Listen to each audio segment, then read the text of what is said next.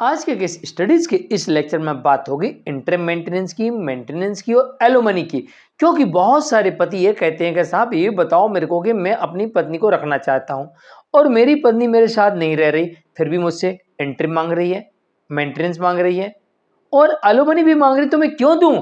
तो चलिए आज के केस स्टडीज के इस लेक्चर में बताते हैं आपको क्यों नहीं ऐसी पत्नी को एक पैसा नहीं देना पड़ेगा, ऐसा कोर्ट आदेश कर सकती है। तो फार्मूला नंबर 1 पर बात करेंगे। सबसे पहले, कितने दिनों से आपकी पत्नी आपके साथ नहीं रह रही। फार्मूला नंबर 2 पर बात करेंगे, किन कारणों से आपको अपनी पत्नी के लिए भरण पोषण नहीं देना पड़ेगा। तो दो मुद्दों को ध्यान से समझिएगा, दोनों फार्मूले आपको बताएंगे, आप जो चाहें सो अपने केस में कोर्ट में इस्तेमाल कर सकते हैं और अगर आप दोनों चाहें तो दोनों भी एक साथ ये फार्मूले अपने केस में इस्तेमाल कर सकते हैं, बशर्ते आपको अपने वकील की सलाह से ही इन्हें इस्तेमाल करना है। जय जिनेंद्र, मैं मुकेश जैन। अगर आप मुझसे बात करना चाहते हैं तो आप सीधे अपॉइंटमेंट लेकर फोन पर बात कर सकते हैं।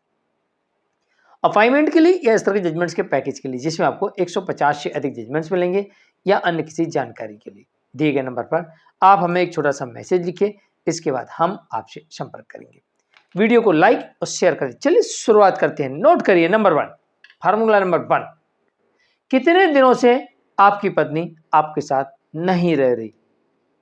सबसे पहले आपको कोर्ट को ये बताना पड़ेगा कि हुजूर मेरी पत्नी फला फला तारीख से मेरे साथ नहीं रह रही, मैंने कई बार इसे लाने का प्रयास किया, ये मेरे व्हाट्सएप चैट है, ये मेरे टेक्स्ट मैसेज हैं जिसमें मैंने लगातार इनको किया और ये मेरी कॉल डिटेल्स हैं जिसमें इनको लगातार कॉल किया कि मैडम आ जाओ, मैडम आ जाओ, पापा जी भेज दो, मम्मी जी भेज दो, लेकिन ये भेजने को तैयार नहीं है।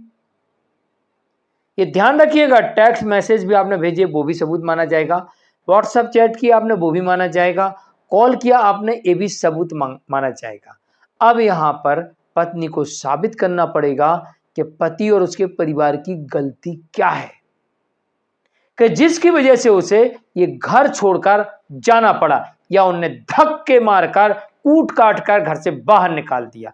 ये बात पत्नी को अब कोर्ट में साबित करना पड़ेगी, अन्यथा कोर्ट यहीं से मान लेगी कि पत्नी बिना किसी कारण के अलग रह रही है। लेकिन ध्यान रहे, आपकी पत्नी अगर 30 दिन या उससे अधिक समय हो रहा है तत्काल आपको लीगल एक्शन लेना है। अगर आपकी पत्नी 30 दिन से अधिक समय हो गया वो नहीं वापस आ रही है, मतलब 30 दिन के पहले आपने उसे फोन भी कर लिया, चैटिंग भी कर ली, टेक्स्ट मैसेज भी भेज दिया, फिर भी आपकी पत्नी कहती ना मैं नहीं आऊंगी, तो आप तत्काल अपने एडवोकेट से नोटिस भिजवाइए, क्यों नहीं आएंगी, कारण बताइए। अब आपकी पत्नी को तत्काल कारण बताना पड़ेगा और कारण सबूत के साथ तो नहीं बता पाएगी, आपके वकील साहब केस कर देंगे आरसीआर का। इससे फायदा यह होगा कि कोर्ट ये मानेगी कि पत्नी बिना किसी कारण के अलग रह रही है। अगर उसके पास में कोई भी आपके विरुद्ध सबूत ना हो तो यह फार्मूला नंबर 1 है। इसलिए जब भी आपकी पत्नी आपको छोड़कर 30 दिन से अधिक समय के लिए अलग रहे, आपको तत्काल लीगल एक्शन लेना चाहिए। जहां पर युद्ध छिड़ा हुआ है उन केसेस में, लड़ाई हो रही है उन केसेस में, नहीं आ रही उन केसेस में, ऐसा नहीं कि पत्नी के मायके में कोई परेशानी चल रही है और कोई लड़ाई झगड़ा नहीं हो, 30 दिन हो गए तो आपको करना ही पड़ेगा, ऐसा नहीं है। जहां पर विवादास्पद स्थितियां वहां पर। नंबर 2, तो फार्मूला नंबर 1 नोट कर लिया आपने। अब फार्मूला नंबर 2, फार्मूला नंबर 2 ये कहता है कि अगर आप अपनी पत्नी को इंटरिम नहीं देना चाहते हो, मेंटेनेंस नहीं देना चाहते हो और एलोमनी भी नहीं देना चाहते हो, कॉम्पनसेशन भी नहीं देना चाहते हो, मेडिसिन का खर्चा भी नहीं देना चाहते हो, एजुकेशन का खर्चा भी नहीं देना चाहते हो, अन्य एक्सपेंसेस भी नहीं देना चाहते हो, अरे कुछ नहीं देना चाहते हो, कुछ भी नहीं देना चाहते हो, तो ऐसी स्थिति में आपको अपनी पत्नी की गलतियों को कोर्ट के सामने विथ एविडेंस लाना पड़ेगा और फिर आपको सीधा डिवोर्स का केस फाइल कर देना चाहिए। अगर आपके पास में ऐसे ऐसे सबूत हैं कि जिनकी वजह से आप कोर्ट में यह साबित कर सकते हो कि मैं ऐसी पत्नी के साथ नहीं रह सकता क्योंकि इससे मुझे जान का खतरा है, ये मेरे परिवार का अपमान करती है, उन्हें डराती है, धमकाती है, ब्लैकमेल करती है और तो और उन्हें जान से मारने का प्रयास किया है।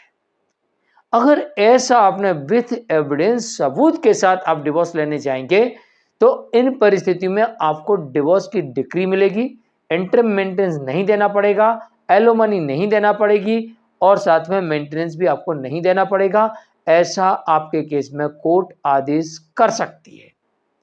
और जिन केसेस में अगर आपने साबित कर दिया कि आपकी पत्नी एडल्ट्री में है, रीमैरिज कर चुकी है, किसी से उसका अफेयर चल रहा है, चक्कर चल रहा है और इसके अलावा उसने कोई आपके प्रति आपके ऊपर जानलेवा हमला किया है, खाने में जहर मिलाया है, कोई षड्यंत्र रचा है, छत से धक्का मारकर गिराने का प्रयास किया है, आपका एक्सीडेंट करवाया है, आप पर गोलियां चलवाई हैं।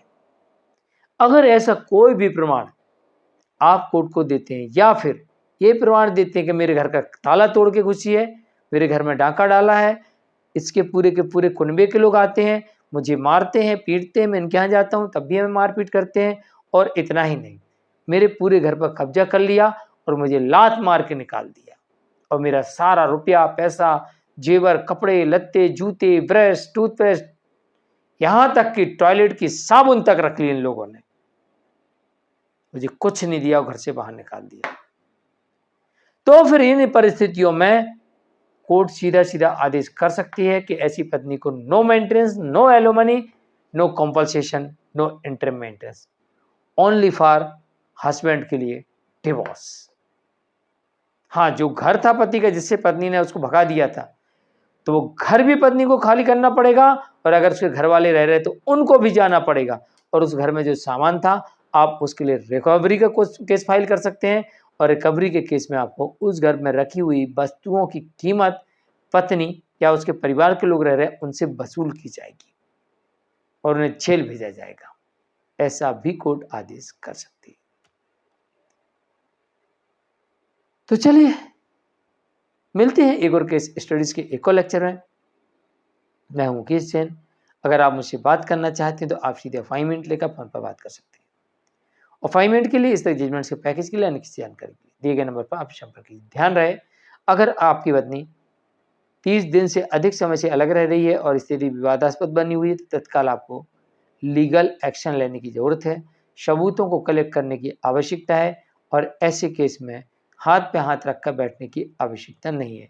अगर आपका पार्टनर एडल्ट्री में है, किसी के साथ लिविंग में रह रहा है तो ऐसी स्थिति में आपको बहुत अधिक सावधानी रखने की आवश्यकता है और डाइवोर्स की तरफ जल्दी से जल्दी जाना चाहिए। तीसरी बात, आपको डाउट है कि आपका पार्टनर किसी के साथ एडल्ट्री में है या फिर कोई अनहोनी कर सकता है तो ऐसी स्थिति में आपको बेडरूम और बाथरूम को छोड़कर पूरे घर में आपको सीसीटीवी कैमरे लगाना चाहिए। अगर आपकी पत्नी या उसके घर वाले सीसीटीवी लगाने का विरोध करते हैं तो हम न्यायालय से इसकी परमिशन ले सकते हैं कि मैं अपने घर में सुरक्षा की दृष्टि से लगा रहा हूँ और ये मुझे लगाने नहीं देती हैं या तोड़ देती हैं, तो मेरे घर में बेडरूम और बाथरूम को छोड़कर पूरे घर में सीसीटीवी लगाने की परमिशन दी जाए और आपको कोर्ट से परमिशन आपकी सुरक्षा के लिए मिल जाएगी। मैं हूं मुकेश जैन। आज के लिए इतना ही। नमस्कार।